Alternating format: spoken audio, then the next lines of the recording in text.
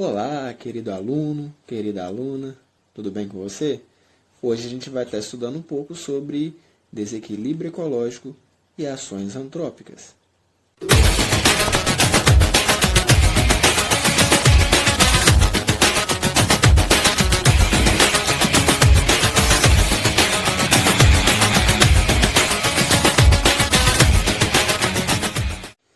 Antes da gente começar a falar um pouco sobre as ações relacionadas ao homem, que são as ações antrópicas, vamos conversar um pouquinho sobre poluente.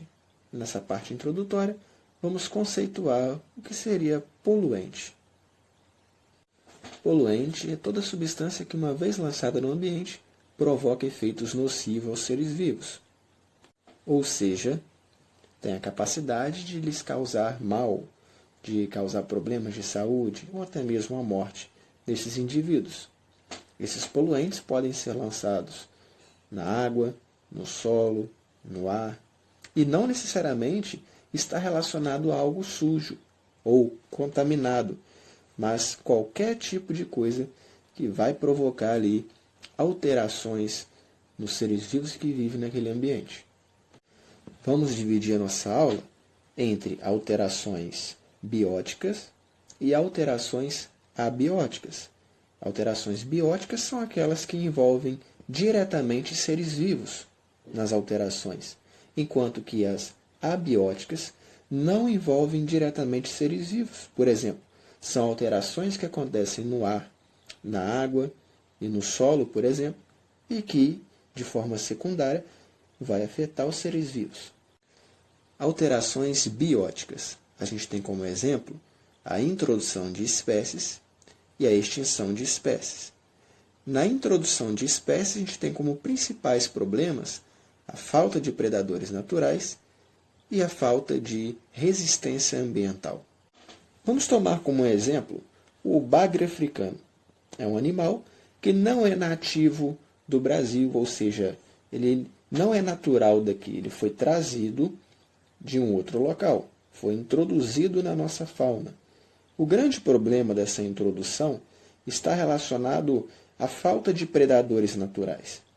É possível que no ambiente natural dele, na África, existisse ali algum predador natural para ele, e esse predador controlava a população de bagres. Já no Brasil, ele não encontra um predador natural, logo ele se reproduz mais facilmente e livremente, sem ação de predadores. Já em relação à resistência ambiental, ele também tem pouca resistência ambiental. O que é uma resistência ambiental?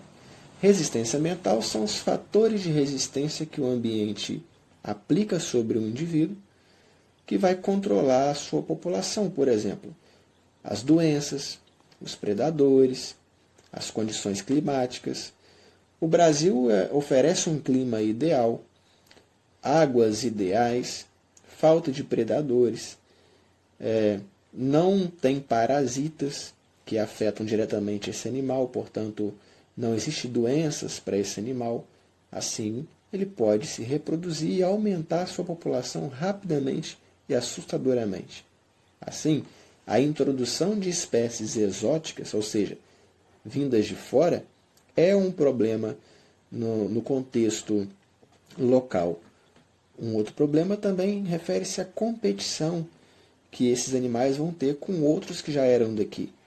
Outros peixes, ao competir com o bagre, podem sofrer redução na população.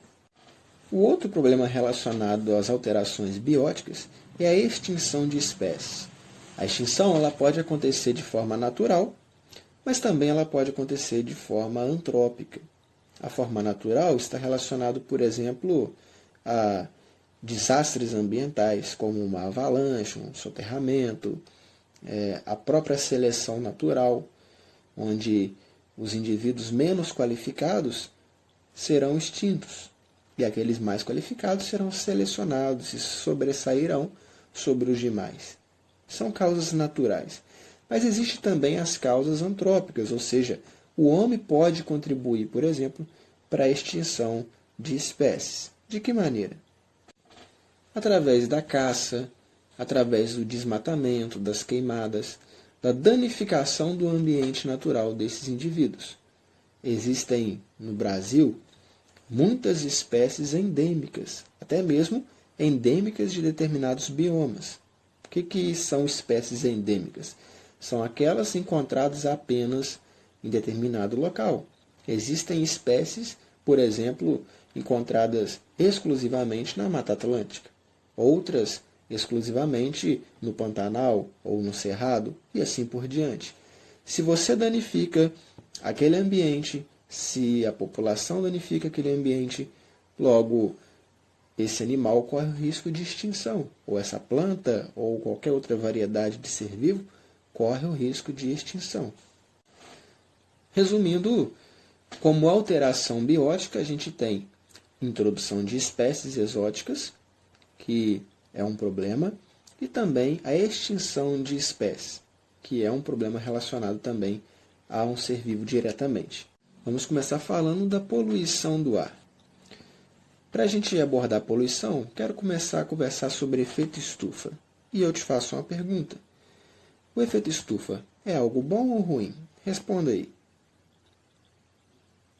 Bem, se você falou que é ruim, você está errado. O efeito estufa, primeiro, é algo natural, segundo, é algo essencial. Ele existe naturalmente no nosso planeta pela ação dos gases atmosféricos. Através desses gases, o nosso planeta ele tem a capacidade de se manter em torno de 15 a 18 graus Celsius. Caso contrário, ele seria cerca de 30 graus mais frio.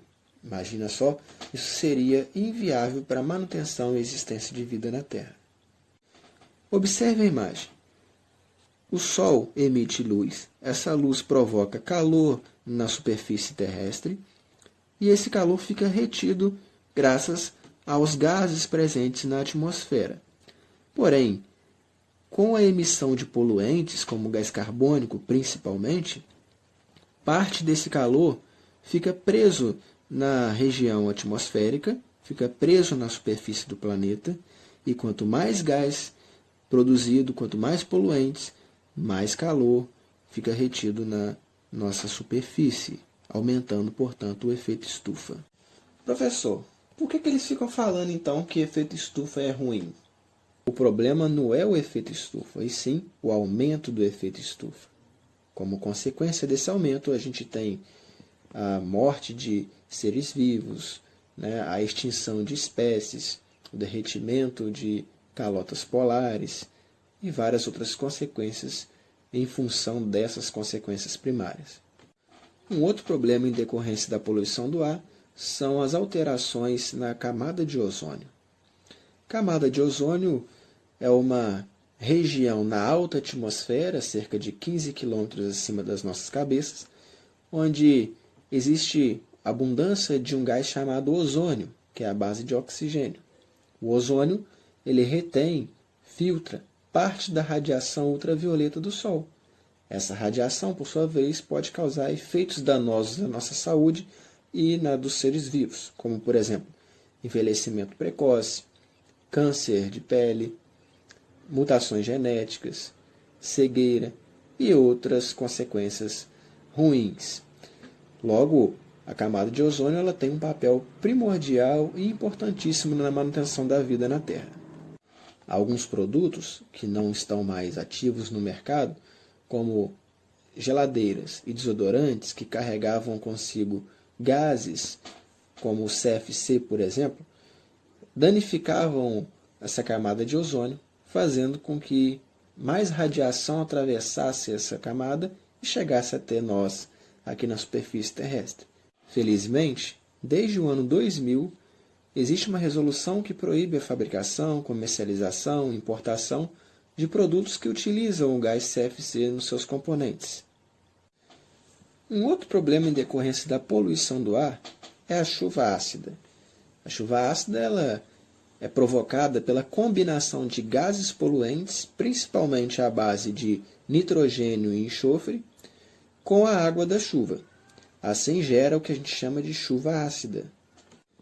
Observe essa imagem. Os poluentes, à base de enxofre, nitrogênio e carbono, ao se juntar com a água da chuva, cai na forma de chuva ácida, provocando a morte de plantas, a acidificação do solo e da água. Nessa outra imagem, a gente pode observar uma estátua e, ao longo do tempo, a ação da chuva ácida sobre ela. Observe que a imagem ela foi desfigurada ao longo do tempo devido à ação dos ácidos presentes na chuva. Uma outra alteração abiótica envolvendo poluição do ar é a inversão térmica. Observe essa imagem. Se você observar, o ar quente na parte de baixo, próximo ao solo, ele tende a subir, enquanto que o ar frio na região mais alta tende a descer. Isso acontece porque o ar quente ele é mais leve do que o ar frio. Sendo assim, ocorre um ciclo que a gente chama de convecção térmica. Já na inversão térmica, que é comum no inverno, o ar frio ele não esquenta na parte de baixo, portanto, ele não vai subir. E, como consequência, cria-se uma barreira entre a parte superficial e a parte alta da atmosfera. Essa barreira é formada por um ar quente, conforme você pode observar nessa imagem. O ar quente que divide as duas camadas de ar frio provoca um isolamento da parte mais baixa, acumulando poluentes, portanto, nessa região, trazendo consequências como problemas respiratórios e concentração ou alta concentração de poluentes nas regiões baixas. Nessa imagem, em uma viagem a São Paulo, você pode observar, por exemplo, a ação da inversão térmica, olhada por cima, e também a divisão exata entre a parte superior e a parte inferior. Assim, em relação às alterações abióticas, nesse primeiro momento, podemos ver as alterações referentes ao ar, como o aumento do efeito estufa, como danos na camada de ozônio, como a chuva ácida, bem como a inversão térmica. Espero que você tenha compreendido o conteúdo e na próxima aula voltaremos aí com alterações abióticas na água. Até lá!